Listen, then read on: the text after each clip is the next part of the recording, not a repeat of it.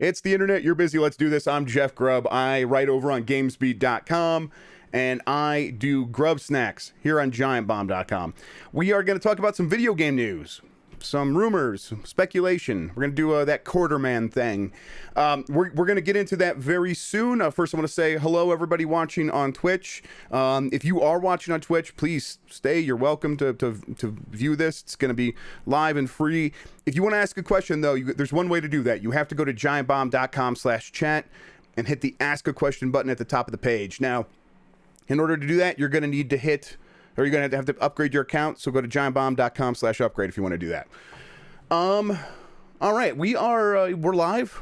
We're going to do this. Trying to get my thoughts together. Where are we? Got a few topics to talk about today, and then we will get to those questions.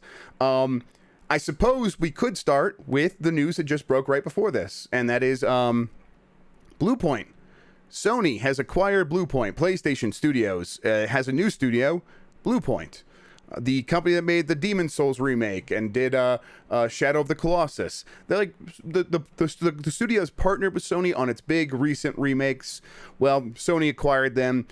Not quite a surprise. This is something that, I had heard this, but of course everyone heard this because Sony accidentally tweeted it on social media right around the same time when they announced the acquisition of... was it Nixie's or was it someone else? It was one of those studios. They announced an acquisition, and one account said, "Hey, we're getting this studio," and then another one, one of the European accounts, is like, "And we're getting Bluepoint." Everyone's like, "What? How do you make that mistake?" And of course, everyone knew at the time it wasn't a mistake. This was going to happen, and here we are. So. Housemark, thank you. Yeah, so Bluepoint joins that team. They're not going to be done for a while. They said with the acquisitions either. I think Herman Holst said, "Yeah, we got more acquisitions coming." That makes sense. That will lead into a topic that we have talked about a lot, but we will talk about again this week because there's been some more news in terms of inflation.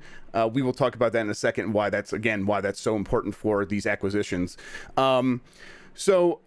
Yeah, I think what is happening here is that Bluepoint has proven themselves, right? So, according to the news, I think there was a few interviews. I think there was one on Washington Post. It really just happened right before this, so I didn't have time to get really well versed in all the details. But my understanding is that Bluepoint is coming on, and their first project is going to be an original game.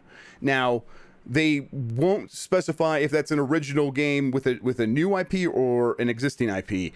But either way, it does sound like this is not a remake, at least as far as I understand. It sounds like it is going to be taking Bluepoint's talents and the things they've learned, and they've said this explicitly, I think, in an interview with Washington Post, that we've learned a lot of stuff working with some of the best studios in the world, and now we're going to apply that to our own stuff.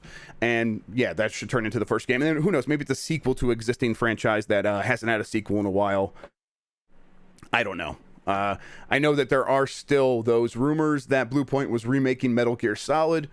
I've never, ever been able to confirm that. That is not mine. So I am not your man for that. If you are looking to confirm that that's what's happening here, or maybe they're making the next Metal Gear Solid game, no, I can't help you with that. That's not me. But I don't know. We'll keep our ears open. We'll try to see what's going on. This is, again, not very surprising. It makes sense, I guess. Because of this, though, we could jump into to the inflation topic, which I know a little bit boring for some people, but I do kind of want to just explain it real quick. The reason it's acquisition season is because the big companies with a lot of money in the bank are worried about that money not being worth much next year. They were already worried about inflation, and now Jerome Powell, the Fed chair in the United States, makes it sound like inflation is going to be worse than we even thought it was going to be, and last a little bit longer. And a big reason for that is the supply chain, something that if you are into gaming, you're probably familiar with the problems with the supply chain just because of console availability, but it's affecting everything.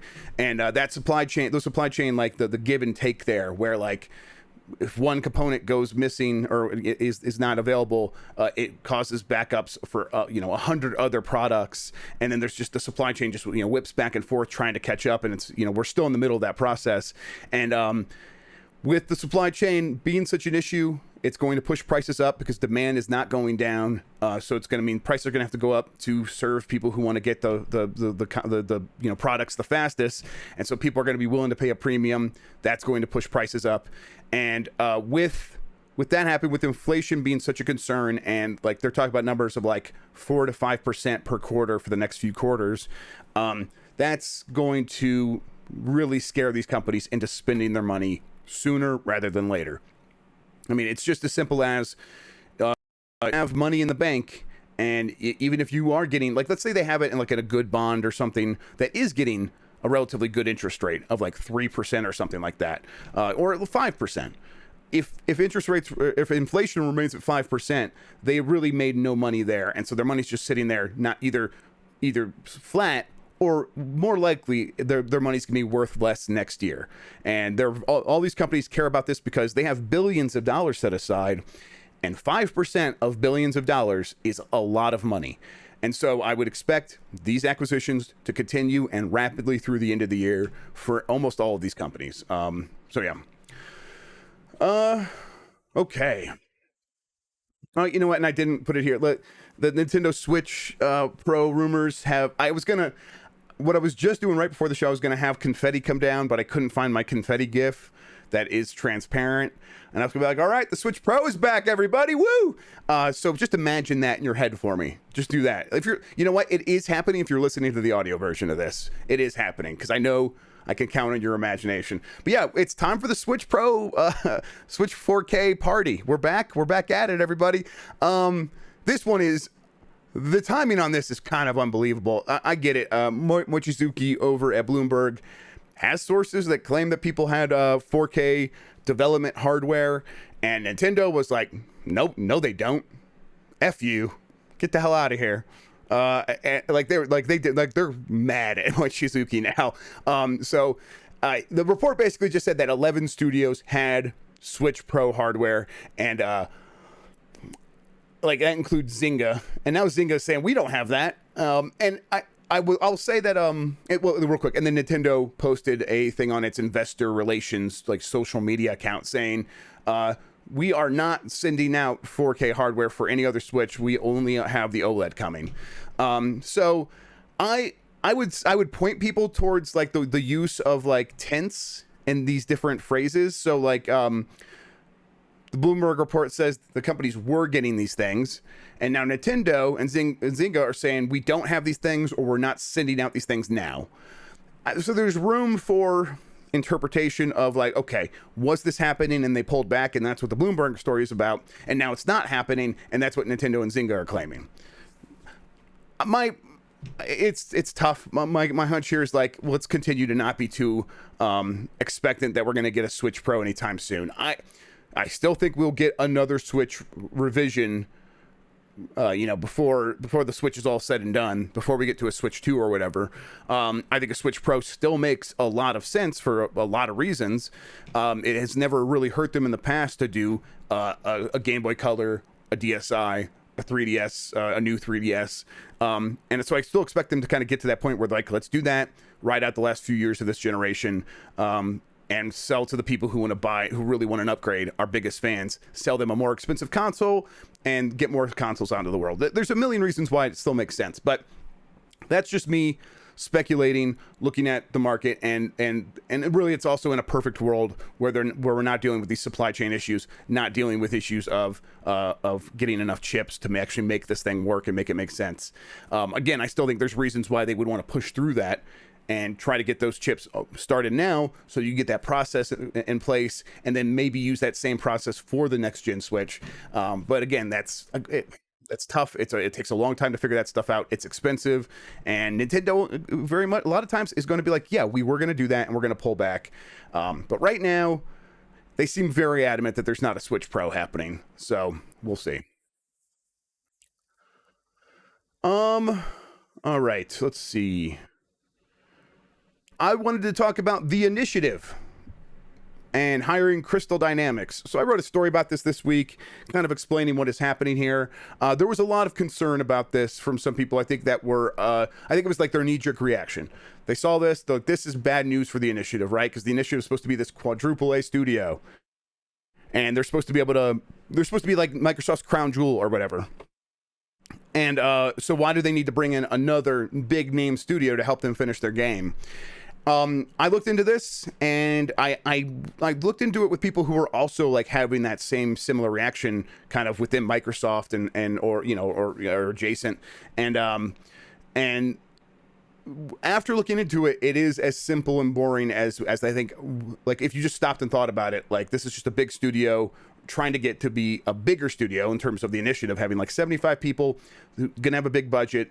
They're gonna have to hire up. Well, that's exactly where they were at. Perfect Dark is ramping up production this year. That was always the plan. The initiative making the new Perfect Dark game, in case people weren't aware. And so they were ramping up production this year. That meant they were going to have to hire a ton of people, and that was becoming a very slow process for no other reason than hiring is very difficult right now for everybody. You know, there's a huge labor shortage on like the low side of the pay scale, like for low wage jobs. There's a huge labor shortage, but there's still a labor shortage for even higher paid and really skilled jobs like developers and artists and stuff like that, engineers. And so it was a slow and painful process trying to hire these people. So Daryl Gallagher always had it in his head that, and Daryl Gallagher is the head of the initiative. He used to work at Crystal Dynamics, and he always had it in his head that this was a possibility, that if we needed to, maybe we could go and work with Crystal Dynamics. He has really good relationships with the people at that studio.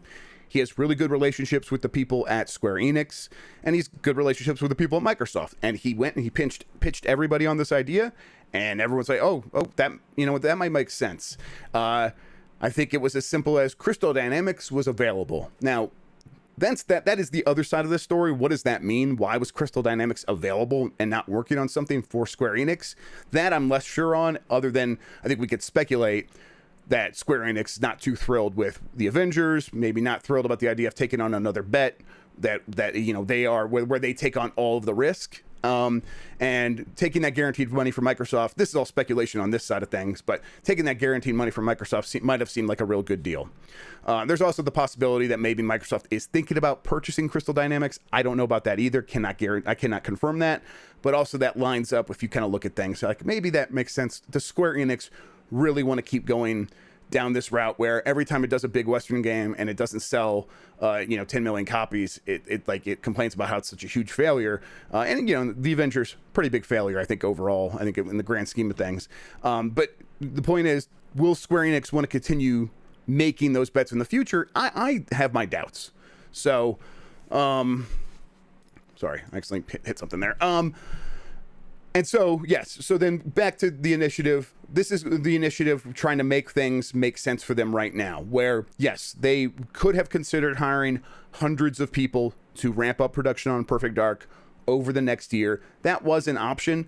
It just turned out that Crystal Dynamics was a perfect fit because of Daryl Gallagher's relationship and understanding how the studio works, and they were available, and it was an efficient choice. It is just slot this studio in that has a lot of people ready to go to just throw bodies at this problem of getting Perfect Dark ready to go. And you know, there we go. All right, that's settled then. We can start Perfect Dark production in earnest. Now, that doesn't mean they haven't been working on Perfect Dark up to this point, but they've been prototyping and pre-production and planning and art and, you know, story bibles probably and all that stuff. And I'm sure they have like multiple prototypes and prototypes for various ideas that they have in the works. And now they are going to take those things and turn them into a product. And that, again, always the plan for that to happen this year. And I guess that, you know, so then when should we expect this game? You know, the internal tracker back around the E3 time at Microsoft said 2023 for Perfect Dark. That is a tentative time frame. Like, it was always tentative. Those things, they don't announce those publicly, and they could change them at any time. My guess would be this is one of the games that's probably going to come out in 2024. You know, and that all depends on like how well Crystal Dynamics works with the initiative and everything else. I guess then to speak to, like, will the initiative do this again? Like, is this going to be the way it works going forward? And I think, again, that comes down to how well Crystal Dynamics handles this situation. And is Crystal Dynamics going to be available? Does Microsoft buy Crystal Dynamics and then just kind of mush these two studios together, and that's just what they are. All of these things are possible, but if this works well, I would expect the Initiative's next game to be a thing where, okay, thank you, Crystal Dynamics, we got Perfect Dark out. Maybe we, still contract out a small team from you to help work on content going forward, whatever. But when we go to our next game, the Initiative probably will scale back to the key 75 to 100, 125 people that they're going to be. And those people will begin to prototype and do pre-production and plan and do art again on the next thing. And then when it's time to scale back up, they probably won't hire again. If this works out well with Crystal Dynamics, they probably will say, hey, is Crystal Dynamics available again? Or is there another studio to do a similar thing? And if that's just a regular support studio at that time, that could work. A big concern here is that, yes, they are hiring a lot of talented people at the Initiative from studios like Naughty Dog and Sony Santa Monica and Crystal Dynamics and a bunch of other places. But these people haven't shipped a game together, and that cohesion does take time. And when you are going to put out a big, massive budget game, you kind of can't wait for that cohesion. So that was another thing that Crystal Dynamics delivered here, is the ability to bring in a team that is already gelled together and is working together well, and you can rely on them to say, hey, we have a thing that requires a team to figure this out. Can you handle this as a team? And while they're doing that, the Initiative can continue to build those relationships internally, and then next time they will likely be more ready and more confident, so that if they're looking around and saying, hey, okay, we do need to bring in another studio, Crystal Dynamics isn't available, what if we just brought in 15 support studios like every other developer? They'll probably be more comfortable doing that. And honestly, they probably would have done that with this. It's just Crystal Dynamics is actually even more perfect than that, so it just worked out better. We're gonna keep this going. Questions coming up soon. Oh yeah, this is related to that last topic. Square Enix, it does seem like it's in a weird place. I feel like if Square Enix didn't have Final Fantasy XIV right now, it would be kind of a grim situation. But they do have Final Fantasy XIV, so kind of some of their mistakes look less damaging overall. But the mistakes aren't just the Avengers, right? And it's not just not keeping the Tomb Raider going or whatever, or letting IO Interactive go. It is stuff like Balan Wonderworld and that weird Metal Gear Solid clone that they put out that was really bad, and The Quiet Man. It just feels like a publisher that is trying a bunch of stuff and not really knowing what it wants to be doing, and then getting into situations where it has a giant studio like Crystal Dynamics sitting around not doing anything. But they do a couple things they do have, or at least one upcoming thing is Guardians of the Galaxy. That's coming from, is that Eidos that's working on that? I can't remember. I think that's Eidos that's working on that one. And that's the second game in like their Marvel game duology here that they're going to release. My understanding is, though, after this, Square Enix's Marvel deal is done. That doesn't mean they might not renew it, but right now the plan is they do the Avengers, Guardians of the Galaxy, and then that's it for this contract. And they would have to renew. Like, let's say Guardians of the Galaxy is a huge success. They would have to go and do something. Like, there's no plans right now to do a Guardians of the Galaxy 2. And I guess that makes some sense, but I think there's a good chance here that after the Avengers, they'll be like, that seems like a big risk again. Even if Guardians of the Galaxy is a success, maybe we'll just do Guardians of the Galaxy 2. Also, I think there's a chance that Disney and Marvel are looking around saying, hey, thank you. The Avengers was kind of a mess. We have a lot of confidence in Sony right now. We're just going to keep going back to Sony for trying to make this make sense in terms of releasing Marvel games. I think there's a chance that could happen. All right, and then two other things. That Twisted Metal game, I think VGC reported this week, that Lucid, the developer of Destruction All-Stars, is working on that Twisted Metal game. That is correct. That is right. We've known this for a little bit, but now I think things are about to come out. So I think the Andy Robinson posted that story, and I'm like, yeah, that's correct. So Destruction All-Stars team is moving to Twisted Metal, and it does also seem like they might be looking at, I say free to play, but they're probably looking at like Rocket League and saying, hey, this vehicular based action game has made it did go free to play, right? Recent years, it's like gone free to play, or at least it had an obvious path towards going free to play, and we want to keep that in mind as we're designing this game. I think that's probably what's happening here. Yeah, and I think, Turbo Man, like, says, Destruction All Stars was kind of neat for an hour. Hopefully Twisted Metal makes more sense for them. You know, they learn lessons, and hopefully they implement them and they do better next time. I think there's a good chance that this game could be good. I guess I will say that Jaffe also posted a video where he was pretty upset about this news, and he said something like, "I know where the skeletons are buried, Sony. You should have called me." So Jaffe's pretty upset. That's a weird threat. I guess he said he would never say them out loud, but then why bring them up? I don't know. It was weird. I guess you called Jaffe to avoid that happening. And I guess David Jaffe, creator of the original Twisted Metal, or one of the creators.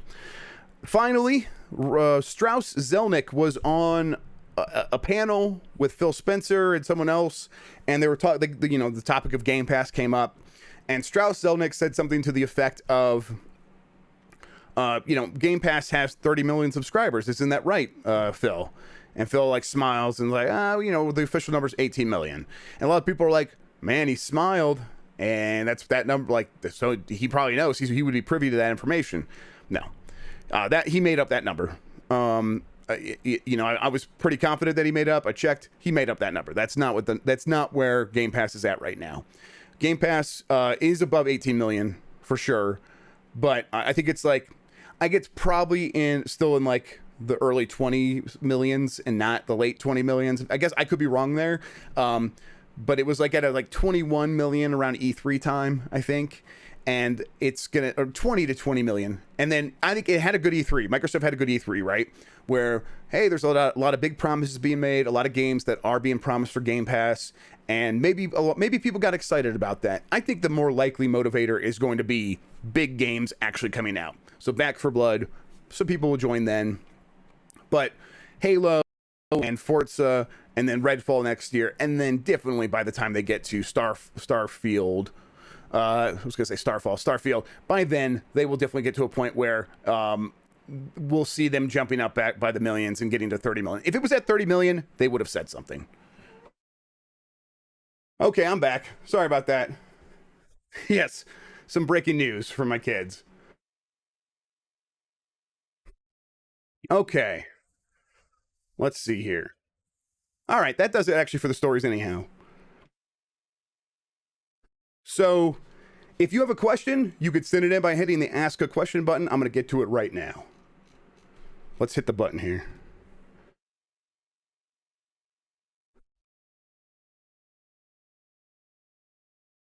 Okay. All right. Let's start here with feature creep. What's going on with the Switch Pro / 4K Switch? Well, we talked about this a little bit, but nothing. It seems like it seems like one of those stories that we know people care about this. We know people want to know about this. I care about it, but it does seem like something that Nintendo has clearly steered away from. Has made a distinct decision to say we can get similar effects, similar business effects by just putting out this OLED model and not have to worry about so many other things in the supply chain. We can get OLED screens really easy. They're cheap. There's a lot of them. We know we can get them. So let's just do that and then wait a year and reassess. Wait a year from when they announced it. So by next summer, they'll probably be looking around saying, okay, where are we at with this 4K Switch? Is this something that we can get out by the end of this year or later? Or do we just morph this into the Switch 2 and call it a day? All those options are probably still on the table for them again. I do think that they probably were moving toward a 4K Switch with more power, maybe a revised chip, a revised processor or something like that. And they were moving toward that pretty steadily. And they just got spooked off by the pricing of components. And that makes sense based on where we were in the world earlier this year, where they're like looking around and saying, hey, yeah, this is actually going to be way too expensive. It's not going to be worth it. We'd have to charge $500 for it. And we're not ready to do that exactly. So So yeah, I think they're just trying to, and you know, with the OLED, they did raise it $50 in the United States, so they are getting away with a price increase. So again, the business case for them is like, okay, the OLED makes so much sense. It's so much easier. Let's just do that and pair it up with Metroid Dread, call it a day. And sure, like instead of 30% of Switch owners or 25% of Switch owners upgrading, we're going to get 10 to 15% of Switch owners upgrading. And then when new people come in, they'll buy this more expensive one. Like, they're looking at those numbers. They understand that that's how it's going to work, that fewer people are excited about the OLED model than about the Switch Pro. But it's still like when it's like when you put it in the spreadsheet and it's like, okay, the cost and the risk and the hopes of getting like, and like the headaches of the supply chain versus, okay, we can still get 10 to 15% of these suckers to upgrade. One of them is named Jeff Grubb, who has 2 pre-orders for Switch OLEDs right now, one at Target, one at Walmart or something. We can get like 10 to 50% of these suckers to upgrade and pay a a higher price, either sell their old Switches or hand them down to someone else, get more Switches out into the world, and yeah, let's take advantage of that right now and then worry about a Switch upgrade later. So that's just where they're at. It's me, a sucker. Yes. All right, let's keep going. From Minto, has there been any follow-up by Sony on that report that they're letting down indie developers on the PSN store? Lack of promotion, exclusion from sales, etc. I don't think so. I think Sony's just not investing in that, and I think Sony knows this is not ideal, but I think they also don't care too much because it doesn't move the needle in terms of how people make their purchasing decisions. You get a PlayStation for the big exclusives, or maybe because it's where your friends are playing online. Fewer people are getting the PlayStation because it didn't have Hades until a year later or whatever. And not to say that Hades didn't come to PlayStation right away because of these issues. I'm just saying it's not the thing moving the needle. Even though Hades, a great game and a Game of the Year contender, it's just not the thing where it's like, going to divert the attention of most consumers. And Sony knows that, and that's the kind of thing it reacts to. And that's why, when it does make a mistake, what was the recent one that it did where it's like, hey, we're going to do this, and everyone yelled at them, and they're like, closed down the Vita store or whatever. When people shout about that stuff, they'll respond. But the shouting on this went away pretty quick. And there wasn't even that much shouting, and it was just from mostly developers. And so Sony's like, hey, we are getting away with this. We're going to keep getting away with it. Because to deal with it would require budgeting. And we are a company right now that is very concerned about extending every dollar as far as it can possibly go. Sony, very successful with PlayStation, but the reason it's very successful with PlayStation is because it is squeezing everything out of every dollar. Where, they're spending a lot on big budget games, but those games sell very well, and now they're putting them on PC, and then they're not going to go and reinvest that money into 10 other projects, like 10 other like things to improve PSN or the PSN store or the experience for indie devs. They're going to put that money back towards the next sequel to that big game. And that's just where they're at. Or to acquisitions of studios that they know they can rely on. From Firehair 12,000. So with Bluepoint seemingly not doing a Metal Gear Solid remake, do you think Sony will try to work with Konami to bring something Metal Gear related out eventually? Like my very minor dyslexia turned the word metal into hentai there for a second. I don't know what happened. Like you saw me like choke for a second. Do you think Sony will try to work with Konami to bring something Metal Gear related out eventually? I think so. Chat line, you'd like that. I think that Konami will try to do something with Metal Gear Solid with someone at some point. Yes. But I wouldn't be surprised if that's like, okay, we've had talks with Sony. Sony is interested. We couldn't make this work. We're just going to go do it ourselves. That's just as likely as them working with Sony on it. But I bet Sony would be interested in doing something with Metal Gear Solid. They know that it's a big Sony-related property that a lot of people associate with PlayStation. And Jim Ryan's good at like capitalizing on that stuff. I think there would be some interest in making that happen, but we'll see. From Feature Creep, what is the meaning of life? To hear the lament of your enemies and all that. I can't remember what Conan says in on Late Night with Conan. Alvaro Farujo. Alvaro F. Arujo, sorry. So since PlayStation acquired Bluepoint, could Tomba be coming back? Yeah, Tomba's back on the menu, boys. Switch Pro and Tomba. I don't know. I hope so. Why is Tomba the thing you go to there? Is there some relation that I'm missing? I'm probably missing something there, but yeah. Let's just say yes. Or Tabal. We'll get Tabal number 3 finally. Zarbuck, what do you think about the rumored Valve Deckard VR? It seems to be an Oculus Go competitor. Do you think this might be a priced down consumer version of the HTC Focus? Or would it be more of a Steam Deck guts shoved into the VR headset?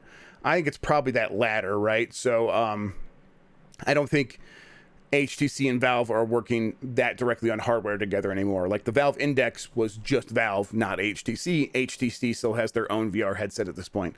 And the Steam Deck would suggest that, like, yeah, if you could take the Steam Deck guts and put that in a VR headset, that would be a very good VR headset right now. Compared to the Oculus Quest. Compared to the Oculus Quest, they'd be like right in that range easily.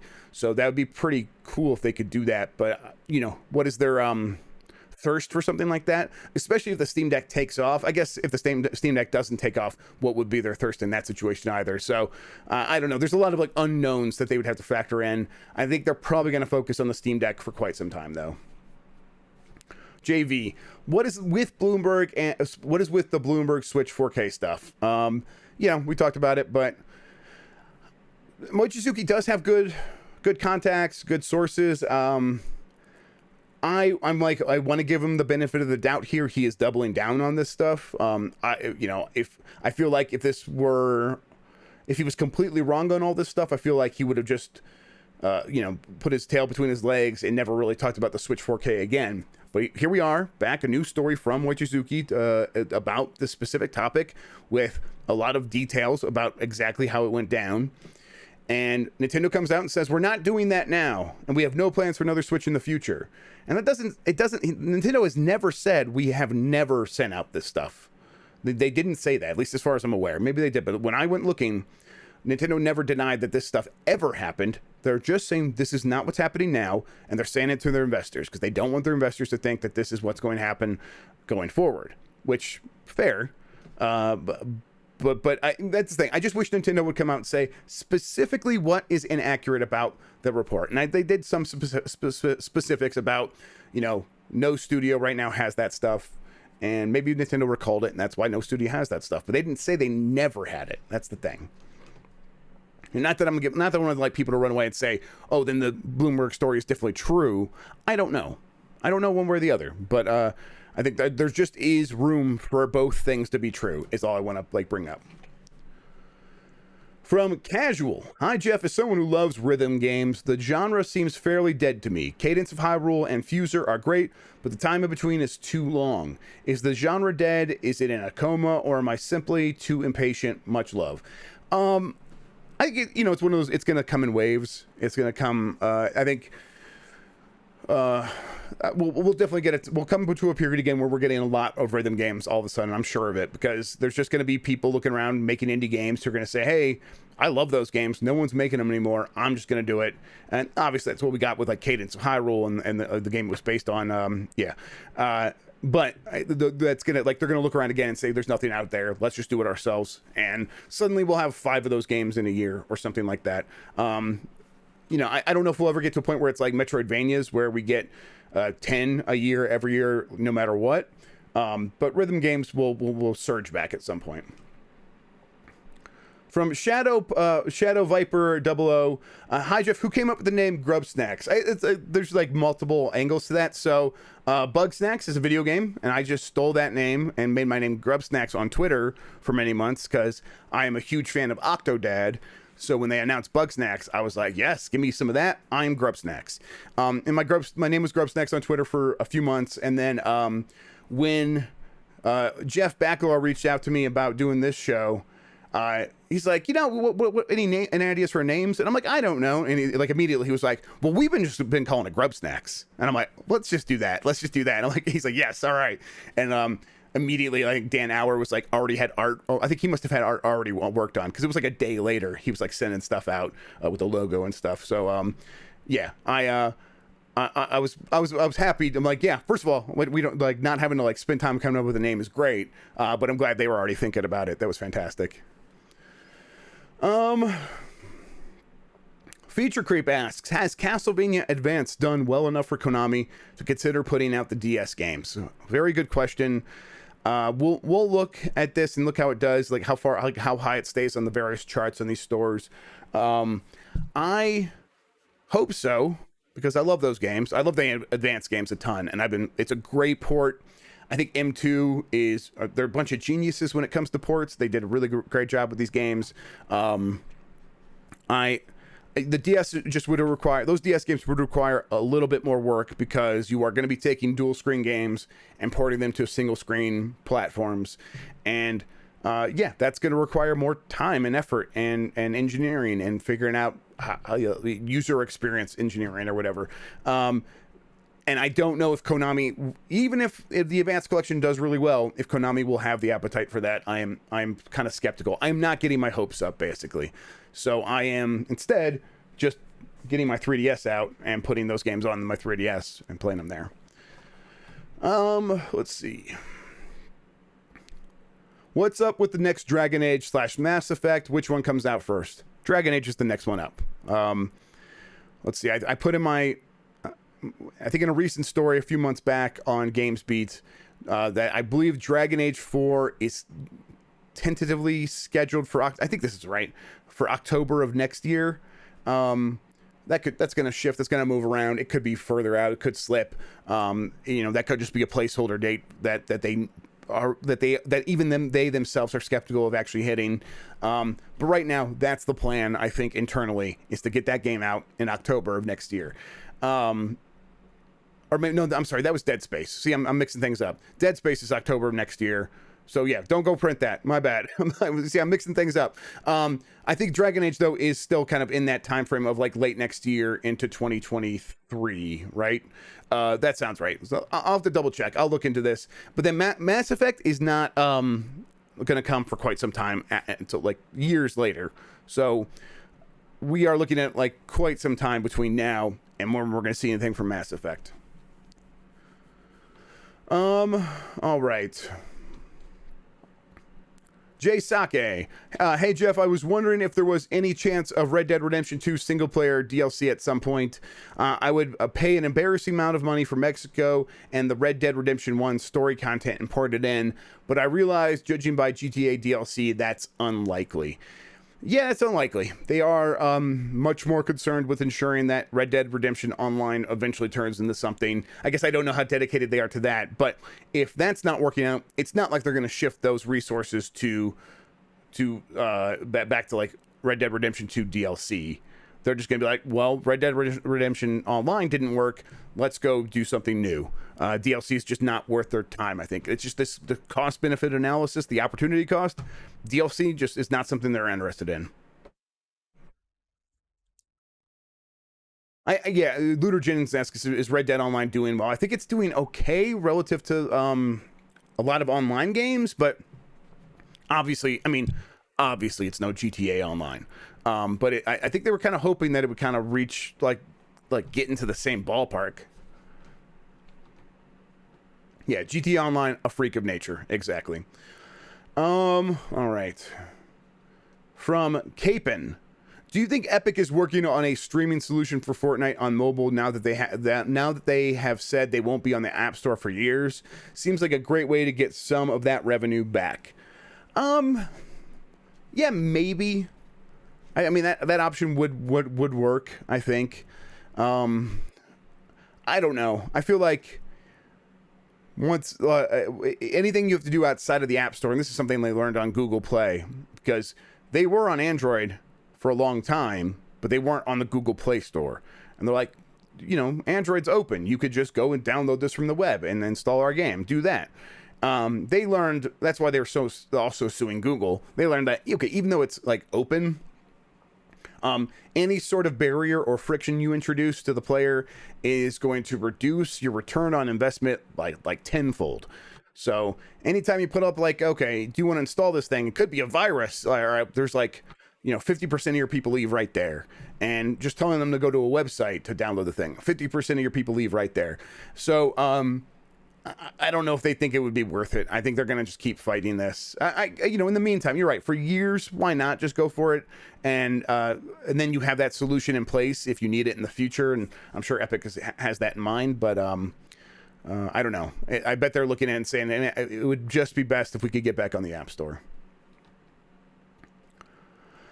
From Azure Gale, why would someone who is angry at a game and its company go review bomb other random games? They're sad and lonely, and they're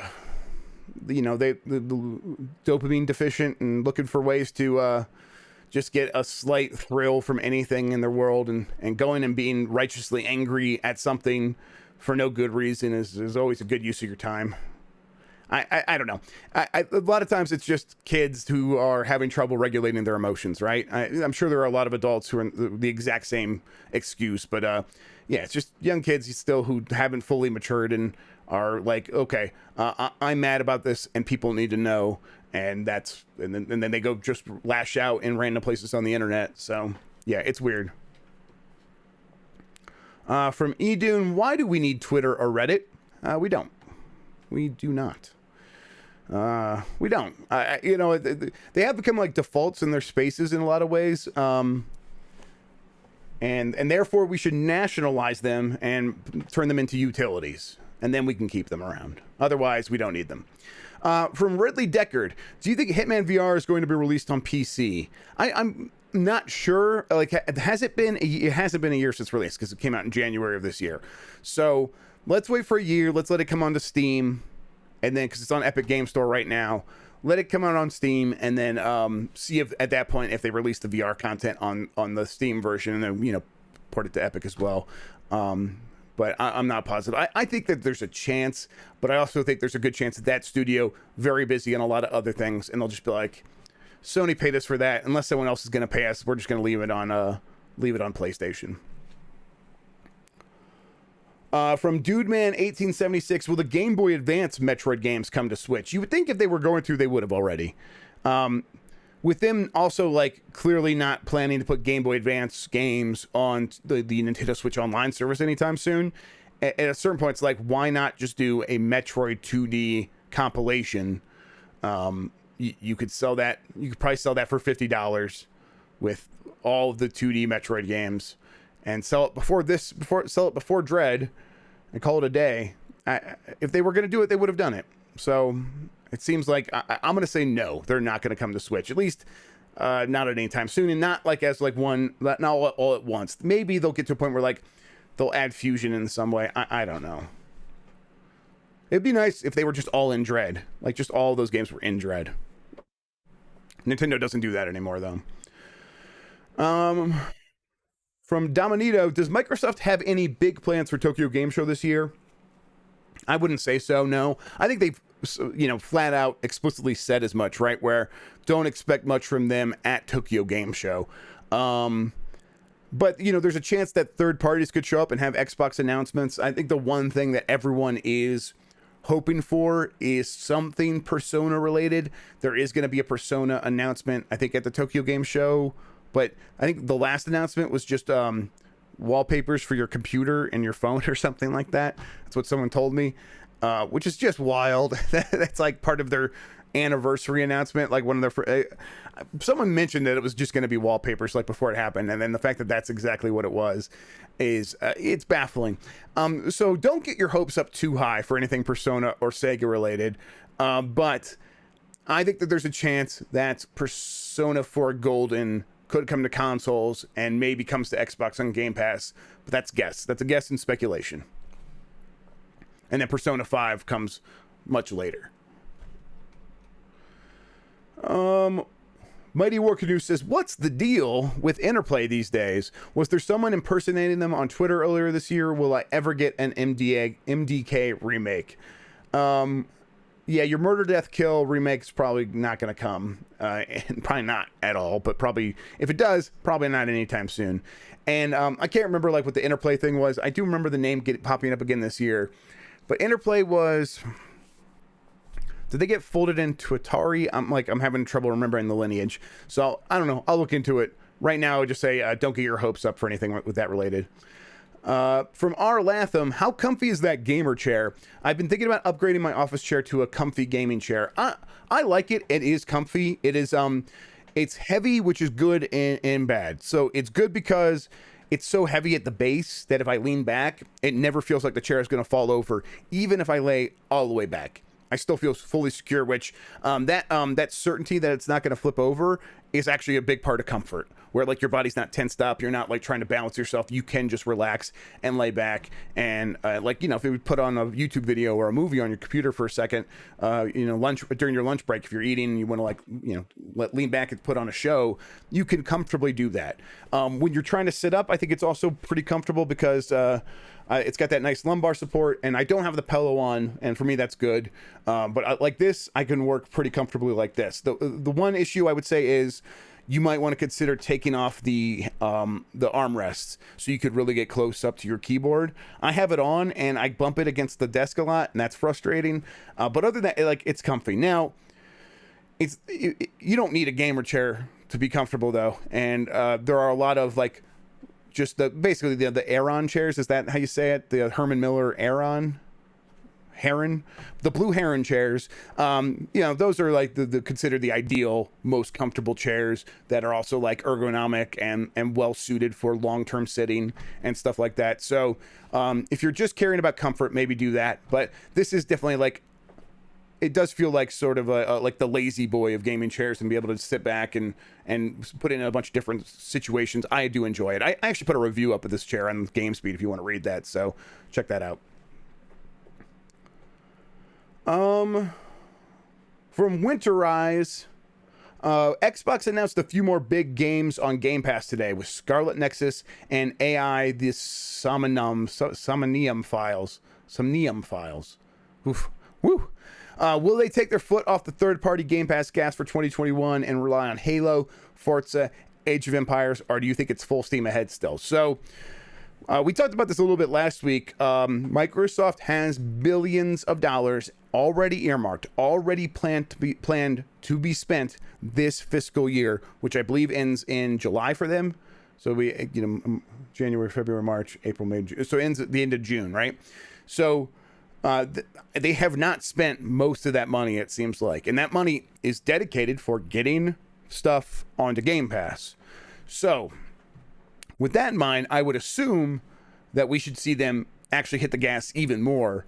And well, yeah, they're getting Scarlet Nexus and AI and stuff like that, and the Avengers. The next question is asking about the Avengers and stuff like that. Yeah, they're doing that stuff. That stuff is not taking up $1 billion. So they have a lot of money set aside that they will want to spend before the end of this fiscal year by June. So I would expect to see a lot more deals through the next 6 months, or next, what is that? Excuse me, next 9 months. Yeah. From Kane Highwind 09, is Avengers being added to Game Pass a total desperation move? Yeah, I mean, I think it's the part of the natural progression for this game. At least it's part of the natural progression because the game is not a massive Final Fantasy 14 style success. So I think it was like there was always going to be the option to make it go free to play. But before you go free to play now, you do other steps in between. You have free to play weekends, and you obviously you lower the price, and then you put it into subscription services, or you give it away with games for gold, or games with gold, or PlayStation Plus. You give it like multiple chances for it to add new players, and then eventually you go free to play, or you abandon it and say, okay, well, even going free to play is not going to fix this. So we've tried everything else up to that point and nothing really moved the needle. So let's just give up on it. So I guess, I mean, in those terms, yeah, kind of a desperation move, but it's not, I don't think it's a total desperation move. It's something that they knew was always going to be an option down the line. Now, I think the Avengers has already been on PlayStation Now, right? So, they've already been there, and did it make much of a difference? Not really. Now, I know the Avengers is in a slightly better place now than it was then, because the new updates and the new content and the War for Wakanda stuff is there, and people seem to like that. But it's not, from like where I'm sitting, where I'm observing, it's not really changing the fundamental conversation about the Avengers, which is when you bring it up, most people are like, "Oh, gag me with the spoon." That's what people are like. I don't know if you've talked to people about Avengers, but when you say that word, and they're like, "Gag me with the spoon." I don't know. I'm sorry. From Z-Crits, Air Snackmeister, what's more likely to happen, Mario Odyssey 2 or a whole new Mario 3D platformer? And will Charles Martinet still voice Mario? So we've talked about this on Nintendogs or something, but isn't it weird how, like, the games always want to use the voices from the movies and stuff, and when they don't, it's so weird. I guess it's weird now that they're not using the voice from the games for Mario, but when Hollywood's like, yeah, we're going to make a movie based on the game, there's like no chance they're going to use the existing character actors or whatever to do the voices. But whatever. Charles Martinet will probably still do the voice. I think that there's Mike Minotti at GameSpeed doesn't believe the Donkey Kong rumor anymore about the Mario team working on a Donkey Kong game. I still believe it, but now I'm like really hopeful, because someone suggested that it is a modern update to Donkey Kong 94, and I'm like, okay, well, if that's what we're doing, count me in, because Donkey Kong 94, top game, like one of the best games of all time. And so if they're making a Donkey, and some people have said it's a 2D game, I'm like, okay, if it's a 2D and it's like a Donkey Kong 94 and it's an update to that, but then you are playing as Mario, I guess so you'd have Charles Martinet there. Then yeah, I'm hopeful. But if they're not doing that, then they're doing Mario Odyssey 2 would be my guess, because I'm sure they have a ton of ideas for Mario Odyssey that they couldn't fit in, and it's just like Galaxy 2, where they're like, okay, now let's just take everything, throw it in there, turn it up to 10, and really see what we can do with that sequel, and reuse some of these assets, reuse some of these systems to get the most out of these sales. But the thing is also, Mario Odyssey continues to sell very well, so we'll see. But if it is the Donkey Kong game, as long as Seth Rogen is doing the voice and Fred Armisen is Cranky Kong, that's all I care about. From Slurps, first GrubbSnax I've been live for. Glad you could show up. I appreciate it. Most important question: where'd you get that sweater? Yeah, I got it from, I think it's a site called Redbubble, and I'm pretty sure people just do copyright infringement, and they just put stuff on shirts and sell it, because I don't think you can go and, like, the person I bought this for is not selling it anymore, so I think they got shut down. Now that doesn't mean someone else isn't selling it. But yeah, that's where I got it from. Now, I got it like last year, and I've only washed it, a few times, because I got it near the end of the winter. And now it's getting cold again, so I can wear it again. But after just a few washes, it's already kind of fading, because they're just I think they're just printing this stuff on there in a way that it's not ideal for sweaters. It probably works better with t-shirts, but they just do the same process for sweaters, because it's just some random website. But yeah, I think, yeah, talking to Badu says, why did you narc out the seller? I have posted some of these shirts I've gotten from Redbubble before. I think I did a Virtual Boy hoodie, and I'm like, check this out, isn't this cool? And then the next day, the seller was shut down, and I'm like, someone from Nintendo who's following me saw that, was like, well, we're not going to allow that to happen, and went and shut him down. I'm like, oh my god, I'm so sorry. I did not mean to blow up your situation, copyright infringer. I appreciate your work. I will patronize you anytime, as long as I can get weird old looking sweaters. All right, so let's keep going.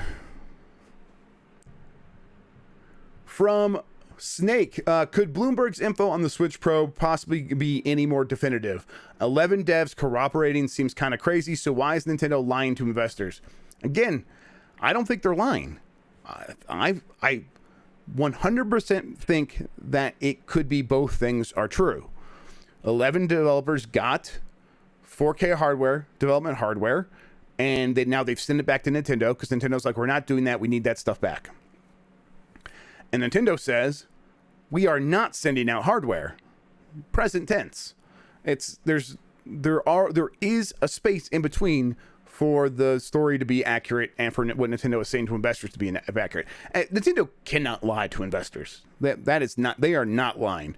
I think we can 100% guarantee they are not lying to investors. Nintendo loves lawyers. Lawyers are in charge of so much in Nintendo. They would not allow their investor relations account to go out and say something that is not true, because they would get sued and they would lose. And Nintendo doesn't lose lawsuits, so they would not put themselves in that situation. So we can assume that at least is accurate. But is it written by lawyers to the point where is it the letter, every word is chosen specifically to be true, even though aspects of the Bloomberg story are accurate? Now, yeah, I think that, even if there's like one little tidbit in the Bloomberg story that is not right exactly, but is like maybe right from a certain interpretation, Nintendo would be able to just say that story is false. It has false info. So I'm continuing to exist in that space. But the way Nintendo's being adamant, I think we continue to assume that the Switch Pro is not something that they're going to be concerned about anytime in the next 6 months, obviously. From Bludgeoner, hello, Mr. G Snax. Microsoft and Sega are sitting on a goldmine of original Xbox games, specifically Gun Valkyrie, Otogi 1 and 2, Jet Set Radio Future. Do you think any of these games become backwards compatible, remastered, and receive a sequel at some point in the future? Thanks. I think that they probably all get backwards compatibility at some point. The issue is that the team working on backward compatibility is small, and I think I've talked about this before, but it's small and it can only work on so much stuff at a time, and going back and getting more of these things updated while you have to go also rely on the lawyers to go talk to Sega and say, hey, can we do this stuff? And Sega being like, oh, we're busy right now trying to figure out how to make money from Persona, which is really hard for some reason. So we're busy with that, and we'll get back to you at some point. It's just like a mess of like trying to line all these things up, and then do you like go spend money or time and resources working on this stuff if you're not sure you're going to be able to get like actually agreements in place. But I still think that stuff will line up eventually, and many of those games will at least get backwards compatible, updated versions, and probably with like FPS boost and even like resolution boost and stuff like that. Like that's probably the next big thing Microsoft is working on, and those games would be ideal for that sort of thing. So that stuff will likely come. It's just not that backward compatibility, tech team at Microsoft is probably busy also working on other stuff at the moment. From Demigod Raven, good morning, Mr. Snax. Has there been any mention of what this new Twisted Metal might be looking at in terms of tone? If they'll be going full on grimdark a la Black, or something mildly lighter like other entries? I'm not sure. I do wonder where they think the tone should be right now in terms of like where gaming's at. I think that if I were in charge, and so I'm saying I don't know, so let's speculate a little bit. If I were in charge, though, I would look around and say, hey, what is doing well? And they did this with Destruction All-Stars, so maybe they are gonna rubber band back from that a little bit, like snap back and say, okay, maybe that doesn't work. But if you look around, what does well? Stuff with simple cartoony visuals that is very easy for a large audience to parse. That's true for Fortnite. It's even true for Rocket League to a certain extent, which is not, I guess, not cartoony, but definitely like it's really easy to tell what's going on in Rocket League at a glance, even when it has a lot of colors. And so you want to like emphasize that visual clarity and that visual understanding when the player looks at something. And is that compatible with grimdark stuff and that tone? Like, would it be more important to have that tone than to have a game that is very appealing to a wide audience? And I think they probably are thinking, let's have something that's very appealing to a wide audience. Definitely still give it an attitude, give it an edge. It's still Twisted Metal, but grimdark doesn't seem like the place for a free-to-play game or a near free-to-play game right now, in my opinion. From Snake, don't worry, I'll send you some e-reader cards in Nintendo jail. Yeah, so we found out we're not going to get Metroid Dread review code early at GameSpeed because of Nintendo, because Mike Minotti saying how many cat shines were in Bowser's Fury before embargo was up, and we've begun coming up with what Nintendo jail is like, and instead of trading cigarettes, you trade e-cards. That's the currency inside of Nintendo jail. So, yep. Oh well, I'm just gonna buy that game. Oh well, big deal. I'm looking forward to it. I'm just gonna put my head down and wait for it to come out. It's just a few more days, right? Like 9 days. It's nothing. It's nothing. All right. From MDHX, is Microsoft in a pinch when it comes to acquisitions? Are prices becoming inflated for them after ZeniMax, or are they gobbling a bunch and will announce them together? I suppose that last situation is potentially true, where they're going to do that thing where like they announce 5 studios again. But you know, as for your first question, like are prices being inflated after ZeniMax? Prices are being inflated after ZeniMax. Like clearly, Microsoft has shown it's willing to pay billions, but also inflated because of inflation. And because studios know that there's a lot of competition for them right now. They know Sony's out there buying studios. They know Tencent's out there making big investments. Netflix just bought a studio. Amazon's probably still looking around and is probably like still pricing stuff out. So these companies have a lot of players that they can bounce off prices and say, hey, we're going for this much for this studio. Are you willing to match or exceed that? And then the company exceeds that, and then they could take it back to the original bidder, and they could drive this stuff up. And that's absolutely 100% happening right now, which is why so many studios are selling, because they know that they are in a perfect storm for them, where it is a seller's market, where if you own a studio and you have a big company coming to buy you, you're going to be able to get the best price right now that you probably will ever get. And, you know, like I guess there's a likelihood that maybe studios just continue going up in price because making great games is going to get harder and harder or whatever. But I think it's more likely that after we get through this period of building up content libraries and all this stuff, and getting on the other side of like what the next 10 years of gaming are going to look like, things are going to settle down and these companies aren't going to be worth as much. So yeah, there's a multitude of factors at play when it comes to, yes, these companies are worth more than they've ever been worth. Now, is that stopping Microsoft from making acquisitions? I don't think so. I think Microsoft knows it's going to have to pay a premium and is willing to pay a premium. I just think they might be in a situation where they are happy with what they have right now. They're looking at their release schedule, starting, you know, with Halo and Forza, and they're saying, okay, we're not quite at a point where we're going to be release a game per quarter, but you know, coming off of releasing Psychonauts 2 and Deathloop, games that aren't on Xbox, but if like we count those as Microsoft first party games, which they are, they're on a roll of, okay, Psychonauts 2, Deathloop, now we're gonna have Forza, we're gonna have Halo, we're gonna have Redfall, we're gonna have Starfield, we're gonna have Forza Motorsport 8. That's all next year. We're gonna have and then we're gonna have some partner games coming out that next year as well. But then, and in 2023, we're gonna have Avowed, maybe Perfect Dark, maybe like I don't know. There's a whole bunch of games. I'm not gonna be able to remember them all. But like they have more than enough games to do one per quarter that year, even if stuff gets delayed. And then even that stuff gets delayed, then now there's stuff in 2023 that's like, or 2024, then it's like, okay, we know we're gonna have plenty for that year, and that's where they're at right now. So when they're looking at studios to purchase right now, it's probably, I don't think it necessarily would be like, let's go purchase all of Take-Two right now. Instead, it's let's build up some relationships and make some smart purchases that's going to get us a lot for our money, so that we can kind of really stretch out our budget here. That we're getting a big budget from Satya Nadella, but let's really stretch it out. And maybe that's where you go and say, okay, let's bring Crystal Dynamics in to work on this game with the initiative. Let's get to know them, see how it works, see how they play out, and if they meet our standards, then we'll say, hey, Square Enix, are you interested in selling Crystal Dynamics? Okay, I think that's very likely what's happening. I think that's what's happening with Avalanche, the studio that is making Contraband. I think they're on a tryout. I don't know how they're doing. I do understand that they missed some early milestones in terms of like deliverables, like, hey, deliver this by the certain date, and they were missing some of those dates. But again, if that game comes out and it's really good, they'll probably forget that part and be like, okay, listen, we understand that you missed some milestones, but if that's what it takes to get out a great game in the end, we're willing to work with you. You did a good job. Let's purchase you.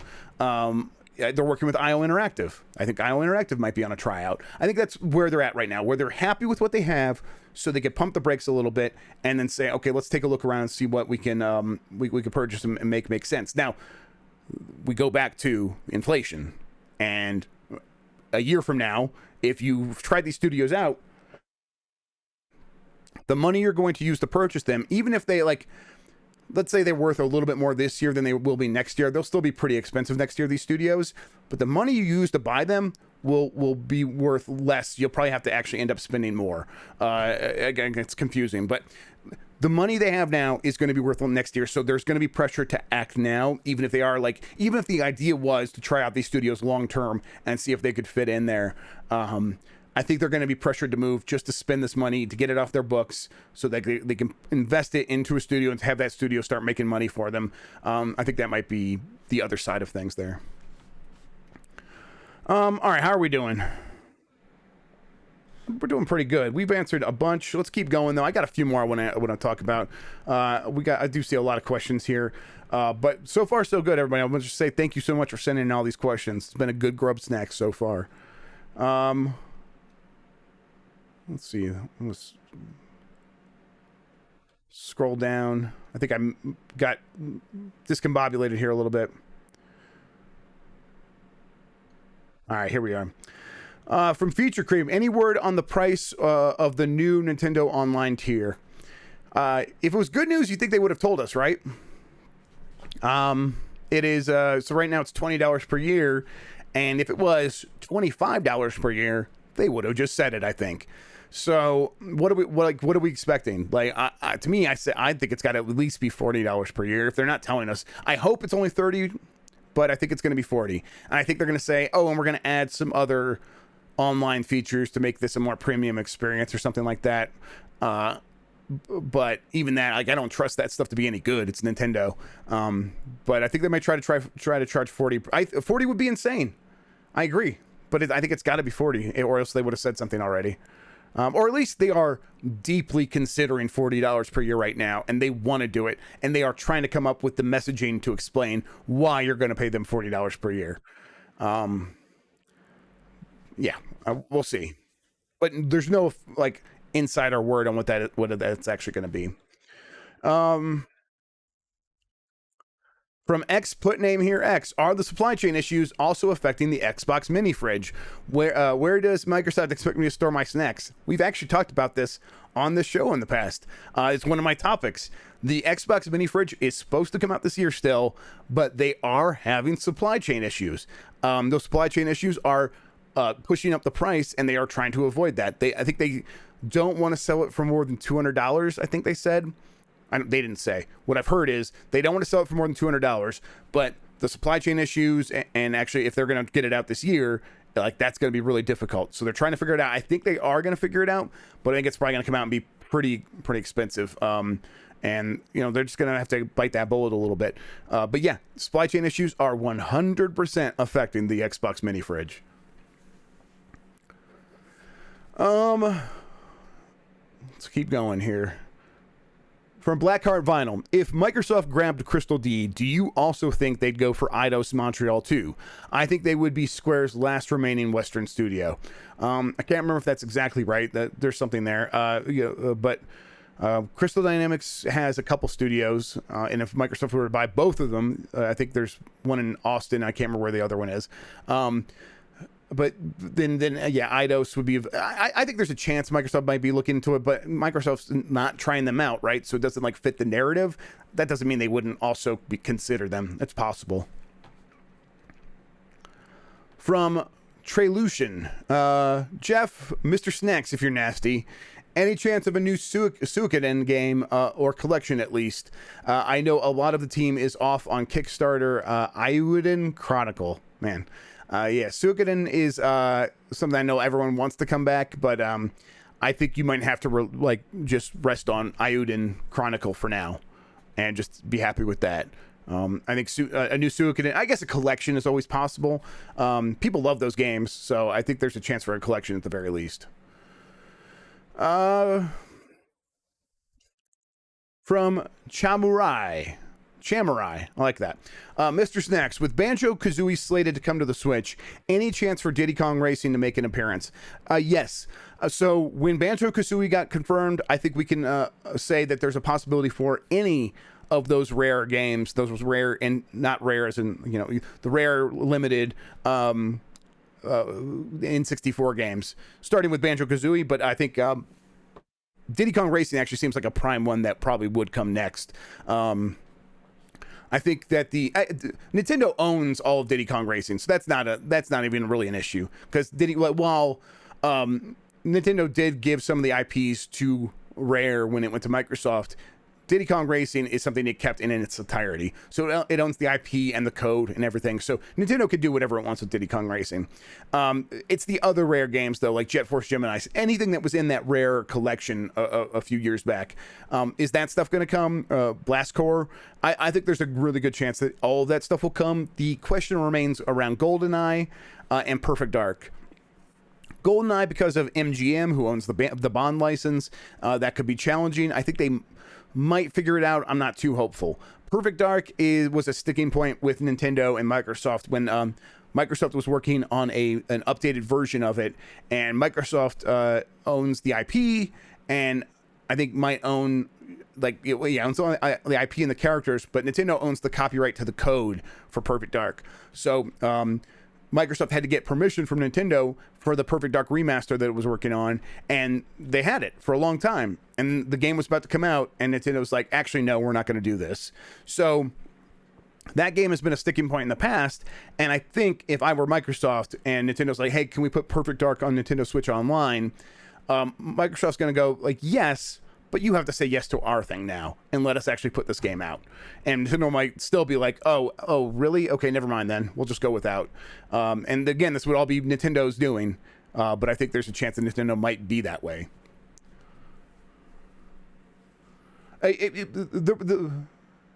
There was the Perfect Dark re-release, but there was the Perfect Dark, the one that got leaked online a few months back. There was so people were saying Perfect Dark did come out on XBLA as a remake. I think that came out as just a straight up port with some minor upgrades in terms of just using the hardware better. Wait, was it GoldenEye? Okay, it was GoldenEye. Okay, so I'm mixing it up. It was GoldenEye that leaked. I thought there was a Perfect Dark remake as well. Maybe I'm just mixing that up. Okay, yes. Okay, so people are saying that's GoldenEye. Well, in that case, then that one's even more strange because they got MGM. Everyone was on board, and Nintendo just said no to it. So okay, so then Perfect Dark might even come. All right, yeah, I did mix that up. I'm remembering now. Yeah, thank you, Chad. I appreciate that. GoldenEye is still I think seems unlikely just because it would require everyone to get back on board. And when Nintendo sabotaged it last time, I think MGM would be like, we're not gonna try to go through all that again. Yeah, and the Bond IP owners, yes, they are pretty wild. It's a hassle. It's surprising they got them on board in the first place, and then for Nintendo to blow it all up, they're probably not going to want to go through that again. Yes. Thank you, chat. I appreciate it. All right. Well, whenever I make a mistake like that, it's always a sign it's probably time to wrap up here pretty soon. I'm gonna hop up the top. Wait, hang on. I'm gonna do a Control F. Kirby's Dream. Okay, I thought I saw someone say Kirby's Dream Course. From Future Creep, is there a better golf game than Kirby's Dream Course? Absolutely not. There is no better. There's few better games, period. But there's definitely not a better golf game than Kirby's Dream Course. Kirby's Dream Course should get an HD remaster, and then we should get a sequel. And we should continue getting Kirby's Dream Course games every year for the rest of our lives. That's just facts.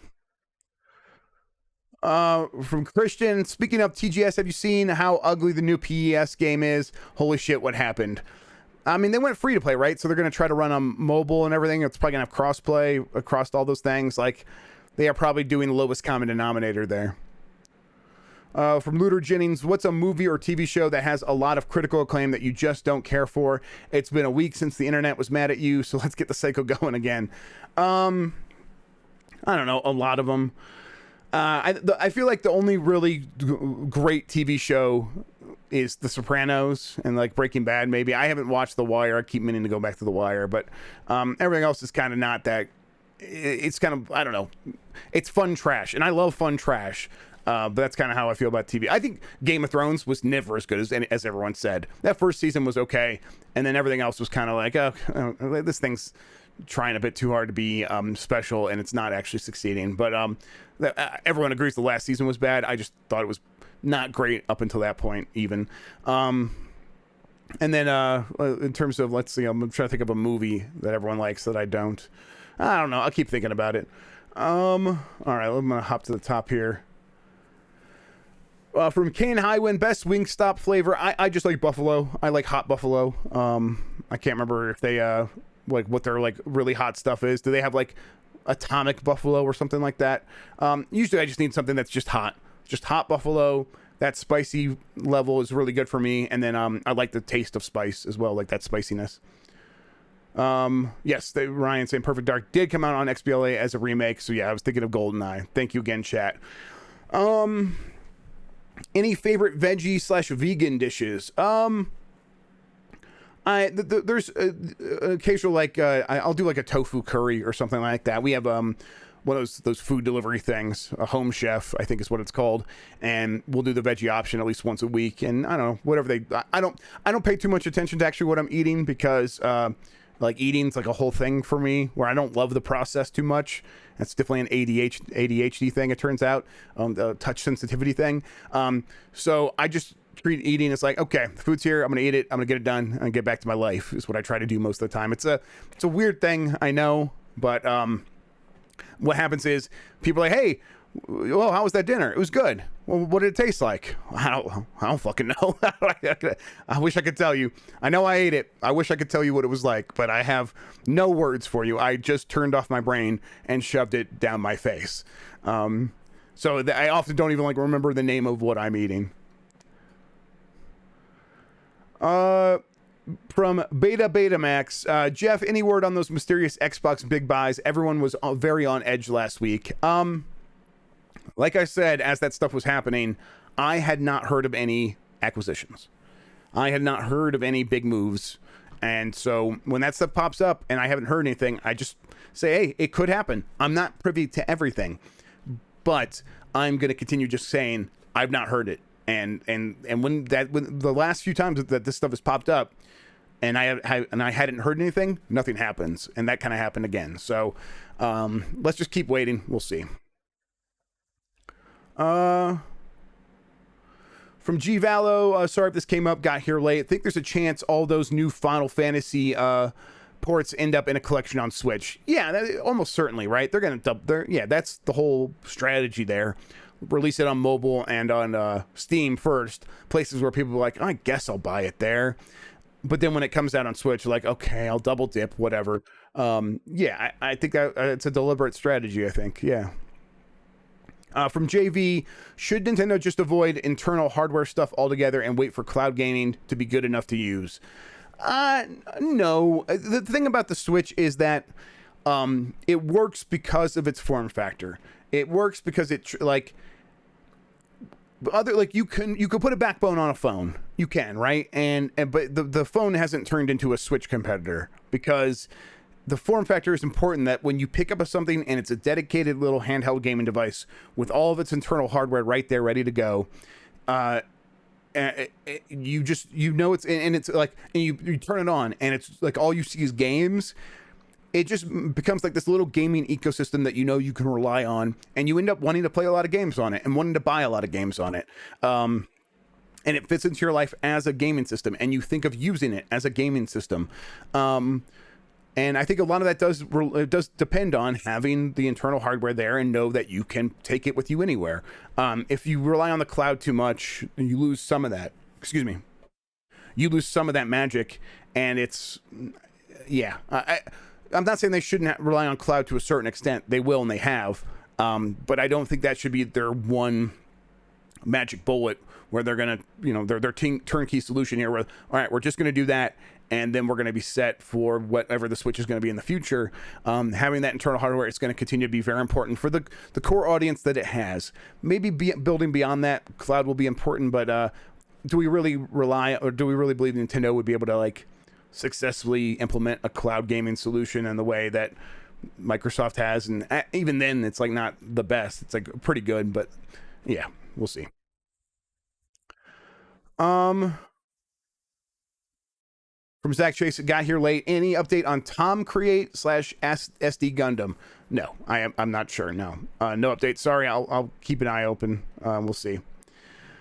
From Slacker at Large, Indie Studio Subset Games, the developers of FTL and Into the Breach, what are they up to?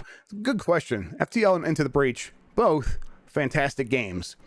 At any moment, I am at risk of falling into an Into the Breach hole, where I'm just like, yeah, I'm going to start playing that again, and that's all I play, and I'm going to ignore everything in my responsibilities because I'm addicted to that again. And FTL, honestly, same. I wish is FTL on Switch. They should just put FTL on Switch. But I don't know. I'll look into this. I feel like they're due to tell us what they're working on next. That would be exciting. All right, this is the last one. Well, let's do this. Let's do these last two. From Martin's, thoughts on potential of Deathloop DLC. I finished Deathloop and I want more. Give me more Deathloop. Thanks. I think there's a pretty strong chance we'll get Deathloop DLC, or we might get an expandalone. I think that might make sense, where they take a lot of the content, they make a standalone expansion, sell it for $40 next year or something like that. I think that's possible. From Kane Highwind 09, this is it, and we're going to wrap up, everybody. Have you heard the new Limp Bizkit song Dad Vibes? Yes, that's a thing. I have not. That's incredible. I do believe that they timed that deliberately with Jeff Gerstmann's second kid, so congratulations to him. I'm going to go and listen to it right now. Yeah, that's what I'm going to do right this second, is I'm going to go listen to Dad Vibes, and I'm going to make my children listen to it, and only it. They've actually been listening to the Cruise and Blast song over and over, and they sing it every time, and that's been very good. But now we're going to replace that. Cruise and Blast out, Dad Vibes in. Here we are. All right, everybody. Thank you so much for the show today. Thank you for tuning in. Thank you for coming to hang out with me. I really appreciate it. I don't know. I'm going to go get lunch. I don't know what I'm going to do. I think I'm going to get potbelly sandwich or something. That sounds pretty good to me today. Maybe a big tuna fish sandwich. I'm a big tuna guy. You take care of yourself. Go play some video games. Go hang out. Come up with some questions. Come back here next week and ask them. I'll try to come back with some interesting news next week. It's that busy time of year, though. There's lots happening in terms of like playing games and all that stuff. So I'm going to be playing a review game here pretty soon. It's going to take up a lot of my time. But when I'm not doing that, I'll be looking for stuff to bring to GrubbSnax. Again, next Thursday we'll be doing it live. If you are catching this on the YouTube video later or whatever, just go to giantbomb.com/upgrade. Come hang out with us and chat. It is a really good time. I love it every week. I think Chad has a pretty good time. And when I make a mistake, they got my back. I appreciate that. All right, everybody. Have a good one. Take care of yourself. Until then, until next week, have a good one and goodbye. Ow.